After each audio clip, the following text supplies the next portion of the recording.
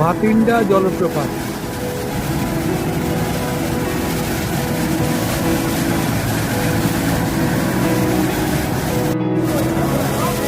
আমরা এখন উঠছি জলপ্রপাত, যেটা হচ্ছে গিরিডিতে।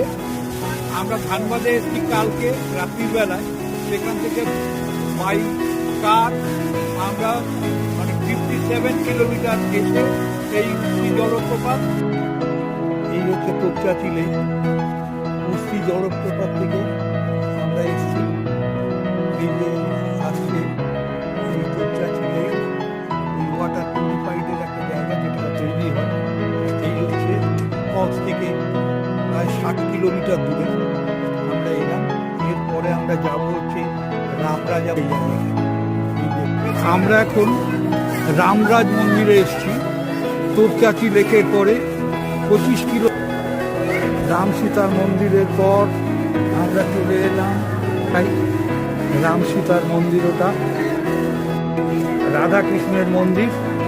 মন্দিরটা খুবই সুন্দর, দেখুন আমি আগে দেখাচ্ছি মন্দিরের ভিউটা, খুব ভালো লাগবে। প্রচুর দর্শক সমাগম।